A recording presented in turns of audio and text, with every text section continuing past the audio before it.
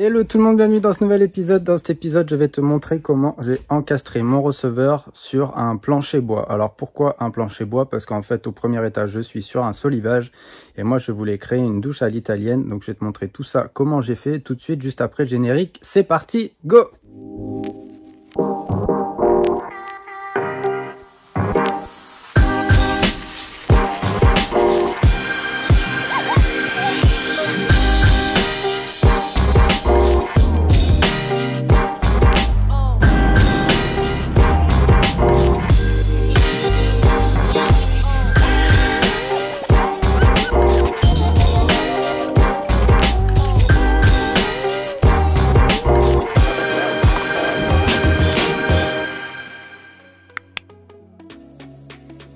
Alors cette semaine on se retrouve et on va parler du receveur. Je vais te montrer ce que j'ai fait déjà en accéléré et ensuite je te montre le rendu.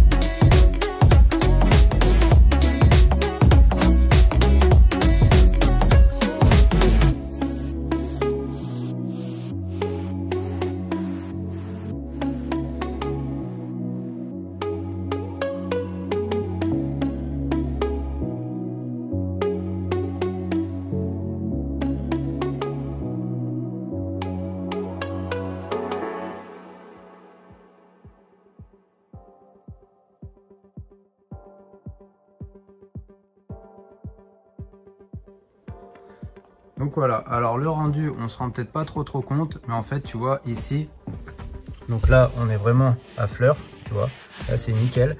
Et après, on a la pente, et ça, tu peux le voir, en fait, avec la différence du bois, tu vois. Donc là, on a la pente qui est déjà préformée, en fait, sur ce receveur. Donc ça, c'est un receveur VD qui fait 180 par 100 avec un écoulement en caniveau. Donc, pourquoi j'ai voulu faire ça? Tu vois, parce que je voulais simplement avoir une vraie douche à l'italienne. Je trouve ça quand même beaucoup plus sympa, plutôt que d'avoir une petite marche, tu vois, quand tu veux rentrer dans ta douche. Donc là, bien sûr, j'ai calculé, tu vois, l'épaisseur de ma cloison, sachant que ici, quand j'aurai enfin fait ma maçonnerie, parce que je crois que ça fait au moins 3-4 épisodes, je te dis que je vais le faire, je l'ai toujours pas fait, tu vois. Quand j'aurai fait ça, ici, il y aura une niche en fait dans la douche rétro-éclairée. Et puis là, bien sûr, tu vois, il y a le rail qui est ici, il va continuer pour faire la cloison de séparation. Voilà, donc après, on va retrouver la robinetterie encastrée, qui sera à peu près par là, tu vois.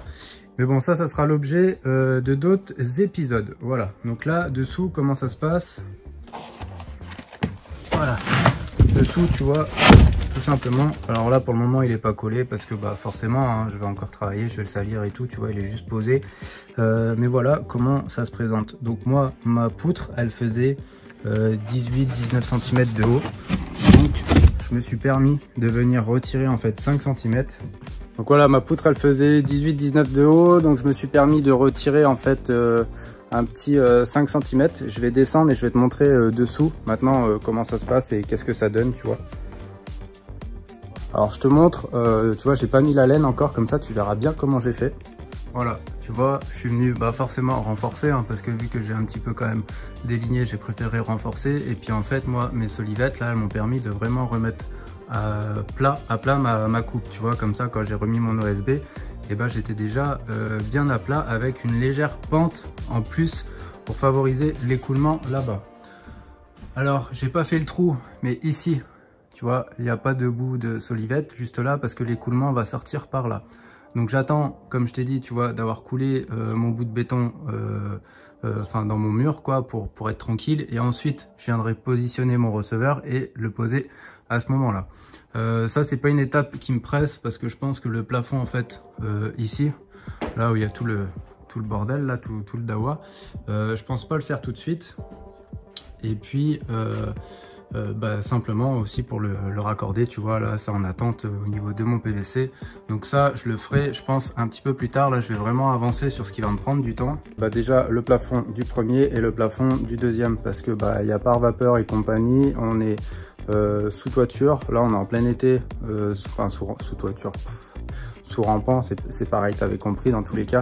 Là on est en plein été, donc dans les combles il fait bien chaud, et puis ça représente quand même pas mal de taf parce que j'ai pris la décision de rajouter un Velux. Donc ça dans les semaines qui vont venir, il y aura la pose d'un 4e Velux, et je vais aussi remonter la pièce de bois. Je vous avais posé la question il y a un petit moment sur un épisode, et beaucoup m'ont dit ça serait plus sympa quand même, ça pouvait être remonté, même si voilà, beaucoup de personnes sont de taille, on va dire, standard, hein, comme moi.